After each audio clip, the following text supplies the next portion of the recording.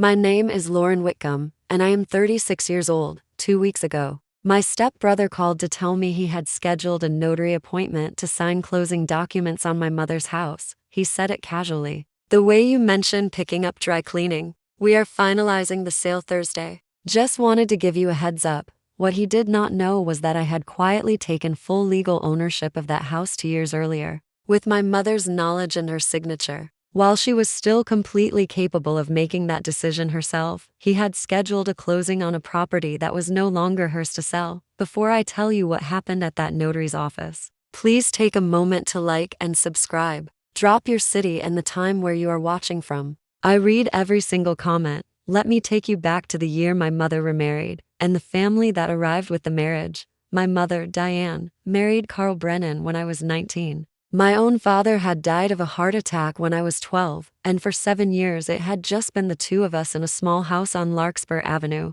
Carl was a decent man, in most of the ways that mattered. Steady job at the county utilities department. Quiet sense of humor. He treated my mother with a gentleness that, after years of watching her grieve alone, I was grateful for. Carl came with 2 adult children from his first marriage. Greg, who was 26 at the time, and his sister Patricia, 24. I want to be fair to them in this story, because fairness matters to me. And because the early years were not actually bad. Greg worked in insurance sales and had a habit of talking about money in ways that made everyone in the room slightly uncomfortable. Patricia was sharper, quieter, the kind of person who watched a room before deciding what to say in it.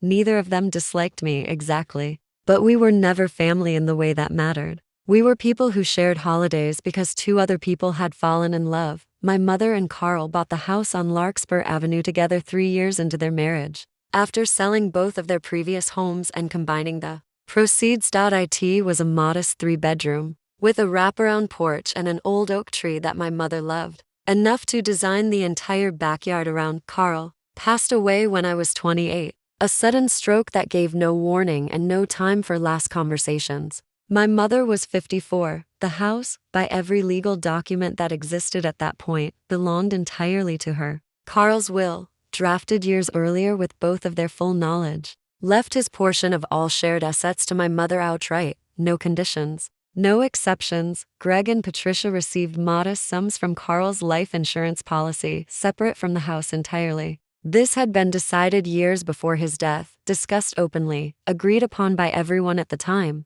I want to emphasize that because it matters enormously to what happened later. Nobody disputed any of this when Carl died. Everyone understood. The house was my mother's. Free and clear. For the next 8 years, my mother lived in that house alone. Gardening the backyard Carl had helped her design. Hosting holiday dinners that Greg and Patricia attended with their own families. Maintaining what looked, from the outside, like a normal blended family that had simply settled into its permanent shape. I visited every Sunday. I helped her with home repairs, with paperwork, with the small accumulating tasks of someone living alone in a house too large for one person. Greg and Patricia visited less often, usually around holidays, occasionally mentioning, in passing, things like, Mom and Dad's old house in Sacramento sold for nearly twice what they paid for it. Real estate is just different now. This market is crazy. I did not think much of these comments at the time. People talk about real estate prices the way people talk about weather. It seemed unremarkable. It became remarkable only in retrospect. My mother was diagnosed with early-stage Parkinson's when she was 62. The diagnosis itself was manageable, slow progressing, the kind of news that reorganizes a life without immediately appending it, but it started a conversation between us about the future. Practical, necessary, the kind of conversation adult children eventually have with aging parents if they are paying attention. She told me, clearly, on a Sunday afternoon, while we sat on the porch Carl had built, that she wanted the house to go to me eventually. She said Greg and Patricia had already received their portion through Carl's life insurance, and that this house, the one she had built and gardened and aged inside of, was meant for me. She also said something else. Something that turned out to matter enormously. She said she did not entirely trust Greg's judgment when it came to money. She had noticed things over the years. Comments about real estate values. A pattern of mentioning, almost too casually, how houses like hers might be worth these days. She asked me what we should do to protect it. I am a paralegal. I have spent 11 years working primarily in estate and property law, and I want to be honest that this background shaped everything that happened next. I did not suggest anything dramatic. I suggested something simple, legal, and entirely her decision. I told her she could add me to the deed as a joint owner with rights of survivorship, or she could transfer the property into a revocable living trust, naming me as the beneficiary, which would avoid probate entirely and make the transfer of ownership immediate and uncontestable. Upon her passing, she chose the trust. She wanted full control while she was alive, and certainty about what happened afterward. We met with an estate attorney, a careful, thorough woman named Diane Okafor, who walked my mother through every implication of the decision, multiple times, across 2 separate meetings, specifically to ensure my mother fully understood and was making the choice entirely of her own free will. The attorney was, frankly, more cautious about this than I was. She wanted no ambiguity later about capacity, intent, or influence. My mother signed the trust documents on a Tuesday in March, 2 years before any of this came to a head. The house on Larkspur Avenue was transferred into the Diane Brennan Family Trust, with my mother retaining full rights to live there and control the property for her lifetime, and with me named as the sole successor, trustee, and beneficiary upon her death or incapacitation. We did not tell Greg or Patricia. My mother specifically asked that we not tell them yet. She said she wanted to tell them herself eventually, in her own time and her own words. She never got the chance. My mother's Parkinson's progressed faster than her neurologist initially expected. By the following year, she was experiencing periods of significant confusion, particularly in the evenings, a pattern her doctor described as sundowning. She moved into an assisted living facility 18 months after signing the trust, a decision we made together, calmly, after several difficult conversations about what was actually safe for her at home alone. The house on Larkspur Avenue sat empty except for my visits to maintain it. I mowed the lawn. I kept the oak tree pruned the way Carl always had. I paid the property taxes and the homeowner's insurance directly from the trust account, exactly as the legal structure intended. Greg and Patricia visited their stepmother occasionally at the facility. The conversations, from what my mother told me afterward, were brief, somewhat performative, the kind of visits people make because obligation requires it, rather than because connection demands it. I do not say this to be unkind. I say it because it matters to understanding what happened 6 months ago. My mother's condition declined significantly this past winter. She began having difficulty with clear, sustained conversation, though she retained, on good days, real moments of clarity and recognition. It was during one of these difficult months that Greg apparently decided the house on Larkspur Avenue, sitting empty, accumulating taxes and maintenance costs, needed to be addressed. I learned later, through a conversation I will describe shortly,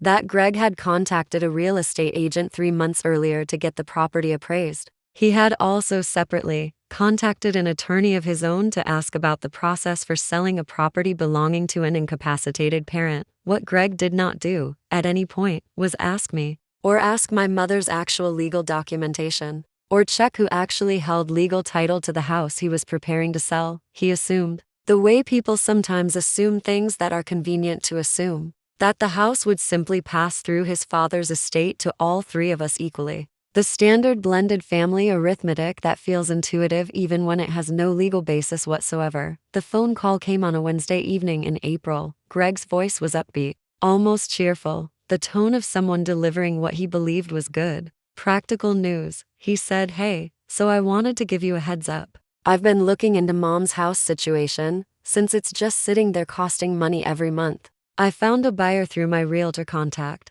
Good offer, above market actually. We've got a notary appointment scheduled for next Thursday to sign the closing paperwork. I figured we'd split everything 3 ways, once it sells. Seemed fair given everything." I sat with that for a moment, letting the full shape of what he had just said settle into focus. I asked him carefully who he had spoken to about the title and ownership of the house before scheduling a closing. He said, "Well, it's Dad's old house technically. I mean, it's complicated, but it should pass to all of us, right? That's usually how it works." I told him it was not, in fact, how it worked, and that he might want to check the actual property records before going any further. There was a long pause on the line. Then he said, "What do you mean check the records? What is there to check? The house has always just been Mom's." I told him evenly that the house had not been simply my mother's for the past 2 years. It had been held in a trust, with me as the sole successor, trustee and beneficiary,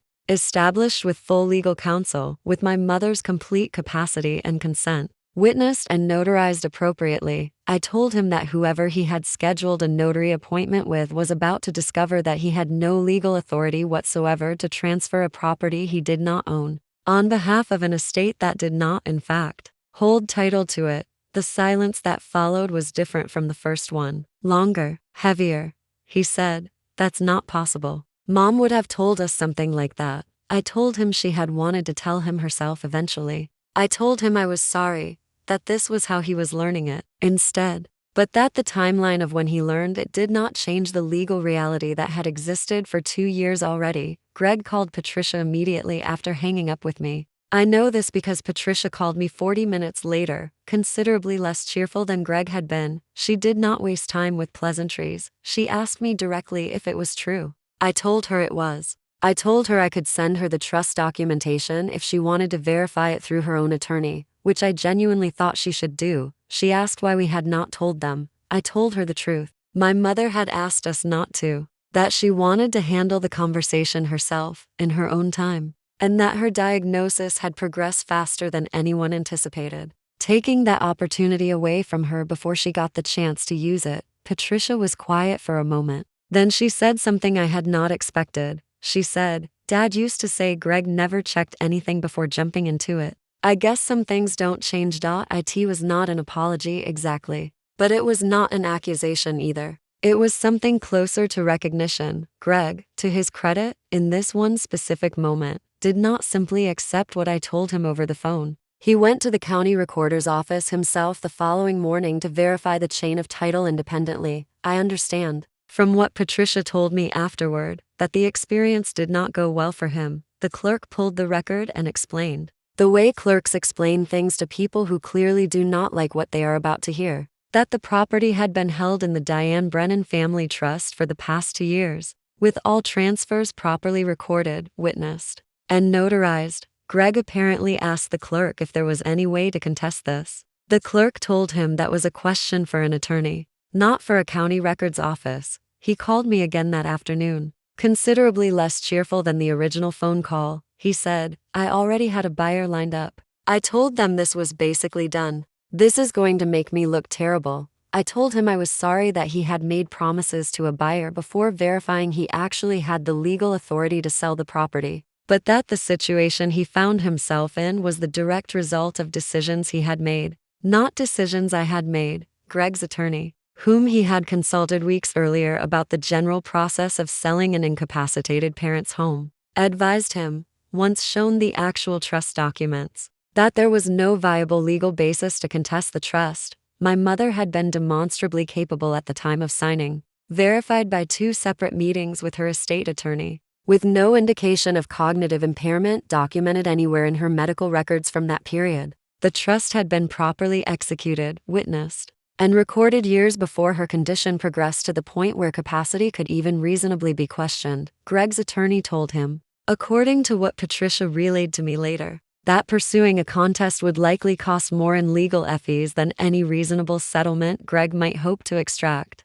and would almost certainly fail given the documentation involved. Greg called off the notary appointment. He called the buyer's agent to explain there had been a complication with the title. He did not call me to apologize. I did not expect him to. Some people are simply not built for that particular kind of accountability, even when the facts leave them no other reasonable conclusion. I visited my mother 3 days after all of this happened. She was having a clearer day than usual, the kind where conversation flowed more naturally, where she recognized context as well as faces. I told her, gently, that Greg had tried to sell the house, and that I had needed to explain the trust to stop it. She was quiet for a long moment. Then she said, "I always meant to tell him myself. I wanted him to understand it wasn't about not loving him. It was about knowing him." I told her I understood, and that I thought, in the end, the timing had simply been taken out of her hands by circumstances none of us controlled. She reached over and took my hand. The way she used to when I was small and frightened of something specific and nameable, a thunderstorm, a dark hallway. The first day at a new school, she said, "You protected what mattered. Exactly the way I hoped you would." Patricia called me again 2 weeks later, this time without any urgency behind it. Just to talk. She told me she had thought about the whole situation a great deal, and that she wanted to say something honestly. She said she did not actually want the house, had never particularly wanted it, but that she had let Greg's certainty pull her along into believing it was simply owed to them. The way inherited assumptions sometimes operate without anyone examining them closely. She said she was sorry for the brief moment she had questioned whether I was being honest about the trust. Before verifying it herself, I told her I appreciated her saying that, and that I had never wanted this to become a war between us. I told her the house had simply needed protecting, the same way my mother had needed protecting, and that the two things had become the same task somewhere along the way. We talk more now than we did before any of this happened. Not constantly, but genuinely, in a way that feels less performative than the holiday obligation visits of years past. I have not heard from Greg directly since the day he called off the notary appointment. Patricia tells me he is embarrassed, mostly, more than angry. The particular embarrassment of someone who built an entire plan on an assumption he never bothered to verify.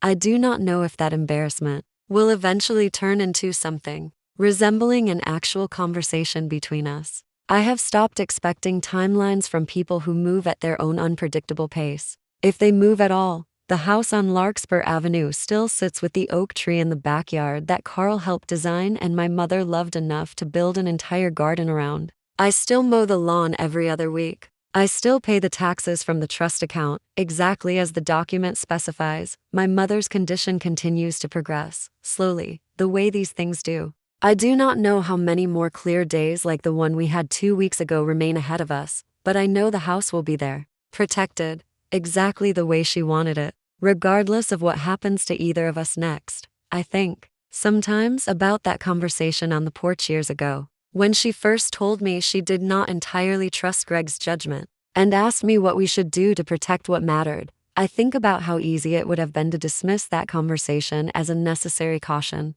The kind of thing people say but rarely actually act on. She did not dismiss it. She acted carefully, legally, with full counsel and full capacity, years before anyone needed that protection to actually matter. That is the thing about quiet preparation. It rarely announces itself in the moment. It simply waits, patiently, until the exact moment someone tries to take something that was never actually theirs to take. That is my story. If you have ever had to protect something your family assumed they were entitled to, simply because nobody had checked the actual facts first, I want to hear about it. Drop it in the comments, and if this story reminded you that quiet legal protection often matters more than loud confrontation ever could, share it with someone who needs to hear that today. I will see you in the next one.